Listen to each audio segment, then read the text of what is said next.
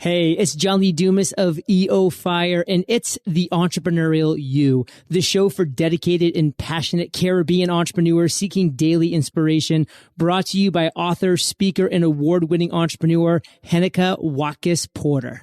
You must be prepared to ignite.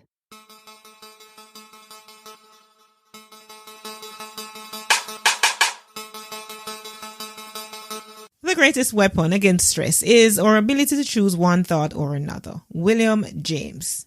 Greetings, my peak performers. How are you doing today? Welcome to episode 115 of the Entrepreneurial You podcast. I'm Heneka Watkis-Porter. Today's episode is with Tim Laskis, and he's a life coach since 2003, a mental performance coach with high-profile professional athletes since 2014. He's also the author of Finding Your Costa Rica, 5 Powerful Steps to Personal, Professional, and Financial Success. He's the founder of Coach Wherever, Life Coach School, a university instructor for over 10 years. And he's a podcast host, and I love podcast hosts, of 2 shows, the Tim Laskis Show and Coach Wherever, Life Coach School podcast. So I'm excited for us to talk about relax, take a deep breath, and get some tips for de-stressing as an entrepreneur. Welcome, Dr. Tim. Hi, Heneka. Thank you for having me. It's a pleasure. It's a pleasure to have you too. Thank you so much. Before we dive in, I have a little fun question for you, right? So if you visited Jamaica right now, what's the first thing you would do? I think I would go find a place that serves that wonderful, delicious jerk chicken. Oh my gosh, everybody talks about jerk chicken. When I ask that question, they're talking about food. I know Jamaican jerk is just a bomb. Thank you. I'll help you find some if you get here. Yes. Well, I had it while I was in Costa Rica, and there was someone who actually was making it on the street, and I had some, and it was just fantastic. So I've never been to Jamaica, but I've had it, by someone who was, from Jamaica. So it was great. And I can tell you, it's even greater right here in Jamaica, guaranteed. All right, relax, take a deep breath. Tips for de-stressing as an entrepreneur. And as I said in my pre-interview chat with you, Dr. Tim, this is for me just as much as it is for my audience listening right now, right? So before we get into that though, let's take a quick journey to you. I've said some stuff in the introduction, but a quick journey to who you are today. Yeah, well, I've been on a long journey. It seems like, I'm staying busy with many different things, and I wear many different hats as a life coach, as an instructor. And my training is in clinical psychology. I work with athletes. I work with the general public. And my wife often says that I do way too many things, and I often find myself stressed out at times. And so I utilize my own techniques and strategies on myself to keep me sane and keep me going and productive. Well, that sounds great, because you know what? You're going to have to share some of those with us today. Now, as an entrepreneur, stress is inevitable. As a matter of fact, scrap that. Living, breathing person, as long as you are that, stress is inevitable.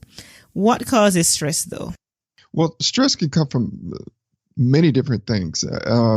Many times, we often look to our surroundings as the source of stress.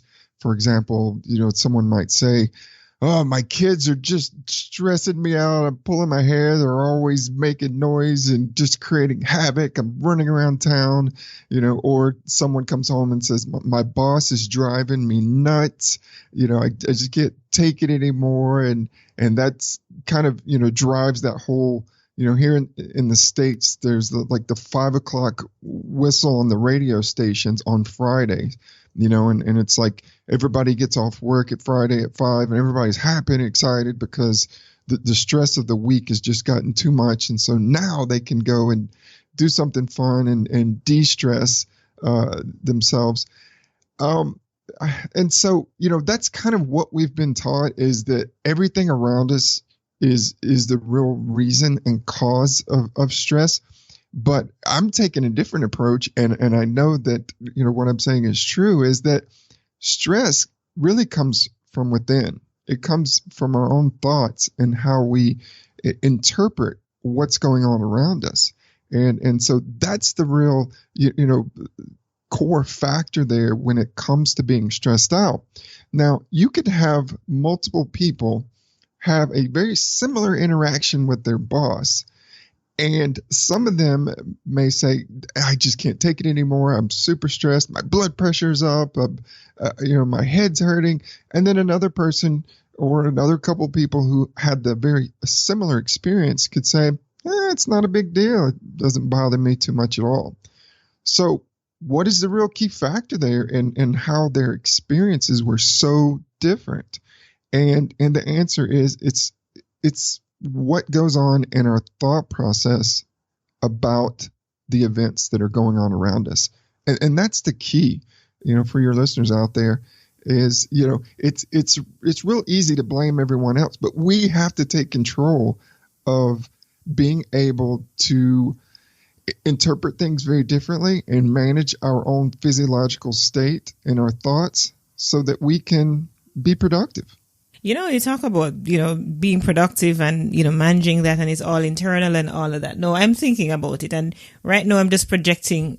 I'm sorry, my wonderful peak performance. I'm projecting right now, and I'm speaking very personally. So here I am working myself to a frazzle, right? And I'm aware that I'm working hard and I'm not exercising right now and I'm not eating well. What am I doing to my brain? What am I doing to my body where stress is concerned? I know it's internal and it depends on my thought process and all of that, but the physical things that are happening, what am I really doing? In your discussion there of talking about, being frazzled and you've got all these things going on that you're trying to do, multitask, you've got, you're probably in the middle of one thing and then you've got three other things lined up right behind it. Or four or five. Start thinking, oh my, yes, or 4 or 5. And so the thoughts go to, oh my goodness, I don't know if I can keep going. What if I don't get it done? How are people going to, interpret, me as a person or as a business, person or as a podcast host? They're going to think that I'm, just totally out of my mind and just not with it and not able to accomplish anything. And so that kind of adds to the stress. And so what happens, you also talked about neglecting yourself. And that actually is like kind of throwing gasoline on the fire. So here it is that you're stressed out over various things that are going on in your life. Let's just say it's business related. You haven't been exercising. You probably maybe have not been eating as well. And so then your body from a physiological standpoint starts to run down. And so your brain, and you think of it different layers, your brain's running on overdrive, and then your physiological, your body systems start to really feel pressure. Your blood pressure is going up. You are starting to maybe feel fuller around the waist. Your clothes are not fitting as well. You're tired, you're lethargic, maybe your sleep is not that good. And then you get up the next day and then you're trying to tackle another mound of problems or issues. And you're like, oh gosh, I'm running out of gas. I'm running out of fuel. I can't get through it. And so we are it's what they call burnout. And entrepreneurs are especially prone to this because entrepreneurs, they're a different breed because they think that, I can do something better. I can build this. I can build that. I can start my own company. I got this great idea. I'm going to chase it. And so before they know it, they are up to their chins in all this stuff that they've been doing. Now, it could be weeks, it could be months building, or it could even be years. And all of a sudden, they find themselves mentally and physically just exhausted. And people can have all sorts of reactions physiologically. I mean, they could, be diagnosed with diabetes. They could have high blood pressure. They could have severe migraines. And so that's your body's alarm system, telling you, hey, things are not good internally. You need to crank it down a little. But as entrepreneurs, many times we only know one speed, and that's fast. Oh, Let's just yeah. tackle it. Yeah. Right? I am hell bent on being able to accomplish everything that's in my mind, and I'm going to make it happen. And then some of them find themselves literally on the floor, just wiped out, exhausted.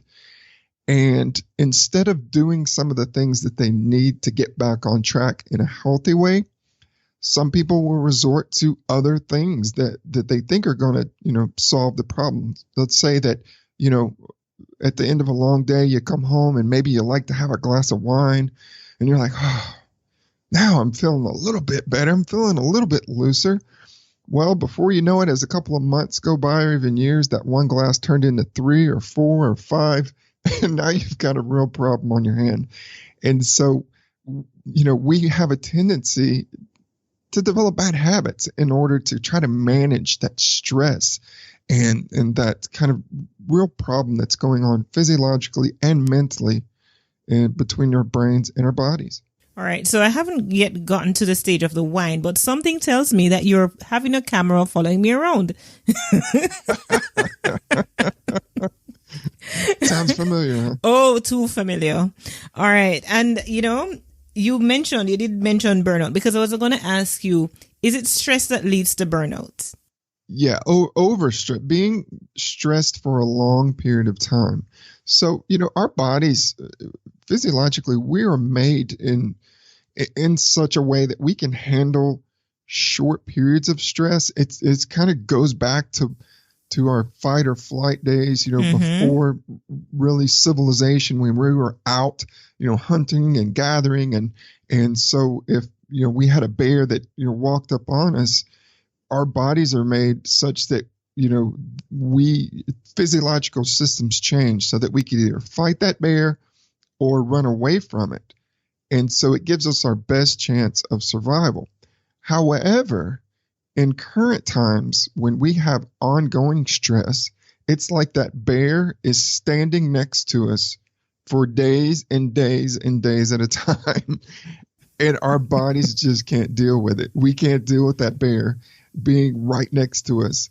And so literally we end up having all sorts of issues. And you hear people, who talk about that they ended up going to the psych hospital and getting hospitalized, for a couple of weeks because they were just so drained and depressed and they didn't have a way to come back. And so, that's kind of really what goes on is we're built in a way that we can handle short periods of stress. However, the longer that it goes on, it really starts to take its toll physically and mentally. So our thought processes, going back to entrepreneurs who think they can accomplish everything and anything, you really need a sharp mind to do that. And initially, they are pretty sharp in the beginning. They have the energy and they have the mental strength. And then as time goes on, as the elevated stress levels, just kind of maintain for an extended period, their mental activity and being able to clearly think through solutions and make good sound judgments goes down. And so this is kind of part of there's a team of researchers called Yerkes and Dotson. And so they found that, a moderate level of excitement or arousal is best for optimal thinking. But once you get over that moderate level, the thought process, the ability to make good sound decisions goes down. And so I'll give an example. If you think about someone who is training to jump out of a plane. Heneka, I don't know if you've ever jumped out of a plane before. I'm not sure yet. Not yet. Over Jamaica with the beautiful landscape and the blue waters, the aqua blue.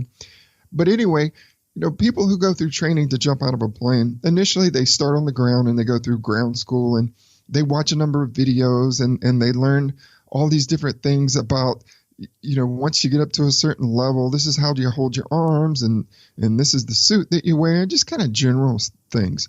And so as people are watching these videos and learning the different skills, to be able to jump out of a plane and learn what to do at different, levels. Or if this happens or that happens, there's kind of a moderate level of arousal. And so they're thinking very, very clearly, and they're able to follow the instructor. However, once they get up into that plane and the plane starts to the doors close, the engine cranks up, it's starting to vibrate, there's a loud noise, the plane takes off and starts ascending and goes up to, a couple thousand feet, whatever it is altitude they're going to maintain before they get ready to jump. Once the person is starting to climb in that plane, they're starting to think, what am I doing? Am I really doing this? And they look out the window and they see all the little trees and everything looks teeny-tiny and people look like ants. And they start to really panic. And as they start to panic, they get overstimulated. The door opens and the instructor points to you and says, jump out, and you freeze. And you're like, they don't know what to do. So they can't think. There's no way for them to be able to do this safely. And so what, they've done when it comes to instructing people to jump out of planes is they'll either tether them, to an instructor. So the instructor's kind of on your back. And so they're in charge. Or what the military may do is have you connected to a zip line, and all you have to do is open the door and throw you out, and the parachute will open automatically. And so you don't really have to think about it. But that's kind of what happens. Same thing when people have stage fright. They just there's over arousal, they're overstimulated, and they may be, up there to sing a song or something in a talent competition, and they may be the best singer ever, and then they get up there and they just freeze. And it's because of that overstimulation. And so being able to think clearly and to be able to make it through that situation, it becomes difficult. And so that happens when we get stressed, and especially when we maintain those long periods of weeks and months of stress, it really takes its toll on the body. You've just explained everything that's going on with me right now. And there's something that I really want to get to, and it's how we manage stress. But before we get there, I want to just ask this question. Can stress be managed or eliminated? I'm just throwing that out there. Do we eliminate stress totally, or it's just managed? It's a great question. Stress is never eliminated, because even though we have maybe dealt with so many problems that come up, let's just say as an entrepreneur, whether it's customers who complain, the first time you have a customer complain about your product or service, you don't know what to do. And the stress kind of goes up, and then you deal with it, and they're happy. They go away. Another customer with the same issue comes up. You're like, oh, I've done that before. So the stress levels don't go up. So we learn over time how to handle different things, but there's always stuff that comes up that we've never kind of had to deal with before. And so whether it's in our personal lives or whether it's professionally, stress is just part of life. We can never, totally eliminate it. In life, as human beings, we have an opportunity to feel a whole spectrum of feelings, from extreme joy and happiness to extreme sadness and despair. And that's just part of life. And so, kind of being stressed out is on that, kind of spectrum of feelings and things. It's all about management and having the skills to better manage stressful times and issues that come up. And even, I'll take it a step further, even when you have those skills to be able to work your way out of a situation, you have to apply it. Sometimes people just drop the ball, and they know how to do it. They know how to de-stress themselves, how to relax, how to work through a situation. Sometimes people just choose not to do it. So even if you have the skills, it doesn't necessarily mean that you're going to be, well managed for the rest of your life. It's something that you have to continually practice and utilize. Okay. Again, like I'm feeling the hits. I don't know. I'm just taking everything so personally today. I am feeling those hits coming right at me. All right. So now here goes where I want you to take us now is how can we manage stress? Yes. The first thing to do is to be aware of what your thoughts are about the situation. So, for example, I used the entrepreneur and the customer complaint just a moment ago. So if we go back to that, let's say you're a new entrepreneur and you have a customer who just bought your $900 product, and 2 days later they send you a nasty email and then they want to talk to you personally, and you're like, oh no, this can't happen. This is not good.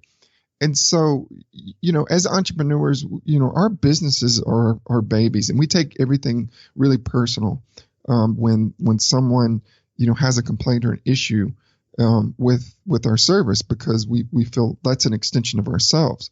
And so automatically our thoughts may go to, maybe I'm not meant to be in business. Maybe my product is terrible. Maybe my service is just a joke. Maybe I really shouldn't be here. Maybe I should go back to my job. Whatever it might be. So it's a lot of it is to be aware of what are your thoughts at that time in that stressful moment. And once you have, that's kind of the first step in developing awareness. And once you have that awareness, then you need to go into what I call thought stopping. And thought stopping is for you to break that pattern of that negativity, especially around those thoughts. So if you have a customer who's complaining, you start thinking, I'm a terrible entrepreneur. I don't know how I'm going to do this. I'm going to be out of business. Word's going to spread. You just say, stop. That's nonsense. Do not allow yourself to go any further. And literally to yourself, just say stop. And so you want to stop that negative process. And then you want to go into the kind of the third phase, which is, I'm going to change it around.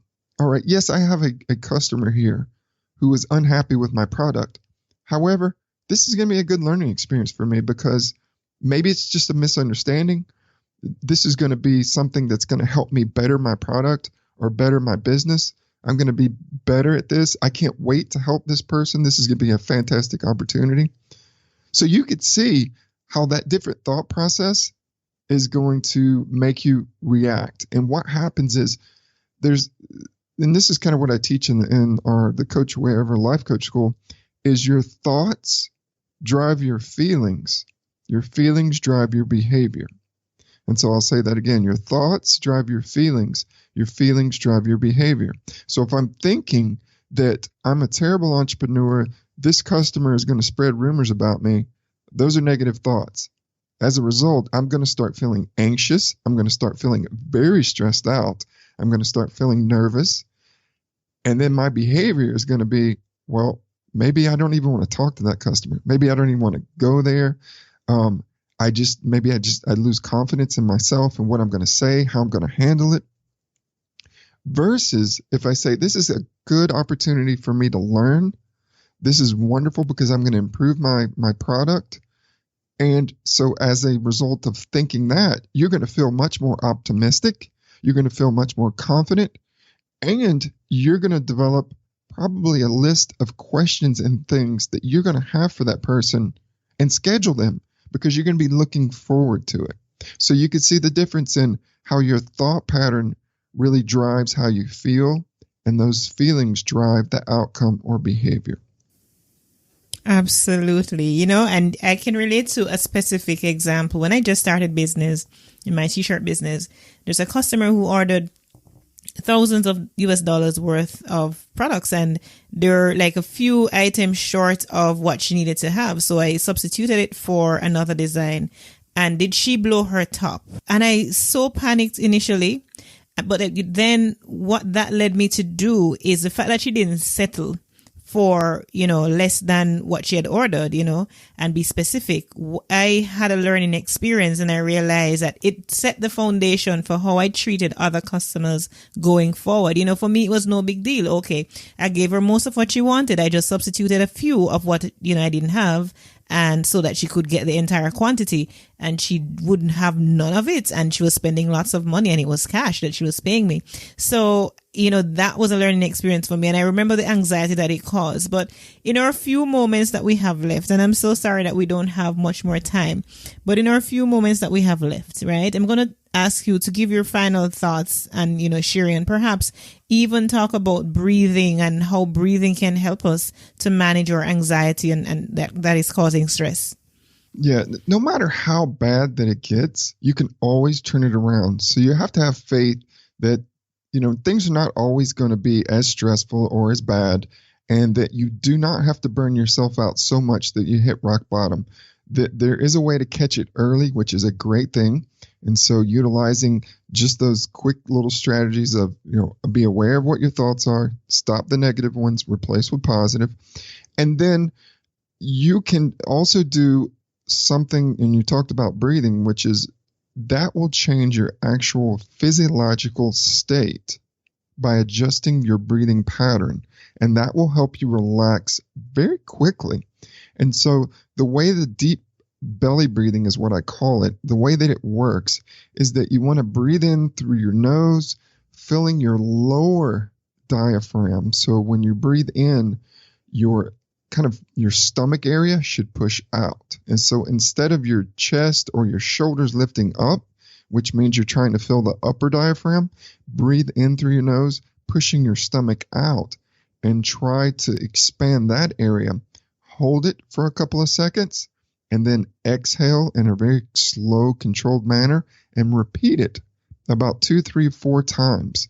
And after about the 4th time, you will notice that you start to feel a little bit tingly, maybe a little bit lightheaded, and a little bit relaxed.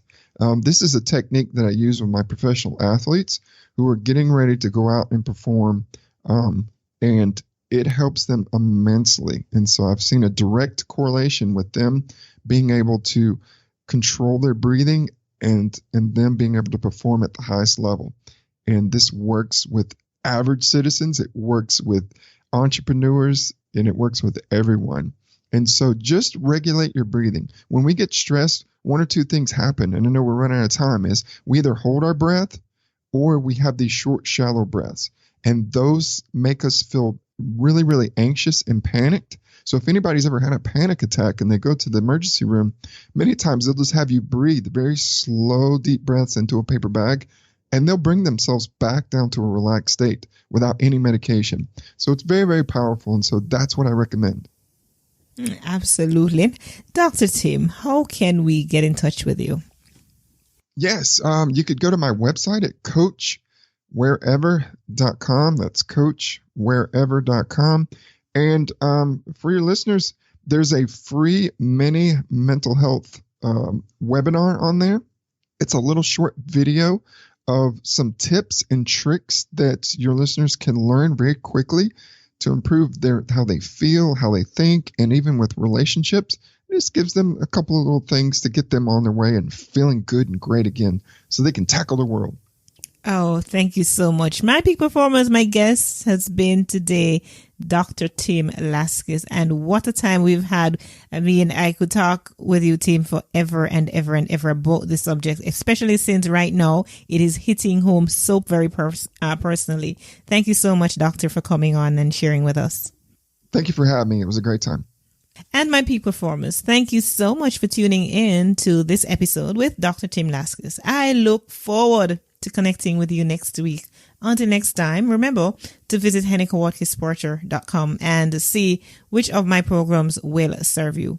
As your inspirational leader, I have several resources that you can leverage to level up. You know that.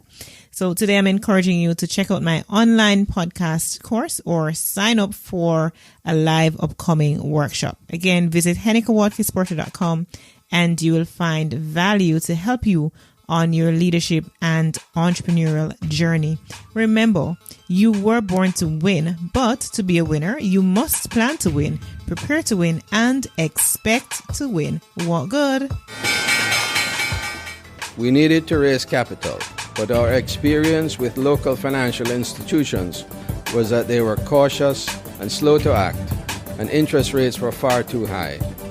We had real concerns about financing our business through outside equity investors and the possibility of interference. Could we get a fair valuation for our business? We had our own ideas about the business and its value. Should I go the traditional route of bank financing, or should I try the Jamaica Stock Exchange? So we made a call and experienced transformation of our business through conversations. I'm John Mahfood, CEO of Jamaican Teas, and we're listed on the Jamaica Stock Exchange. Give us a call today at 876-967-3271 to begin your transformation through conversation. We want to see your company listed on the Jamaica Stock Exchange.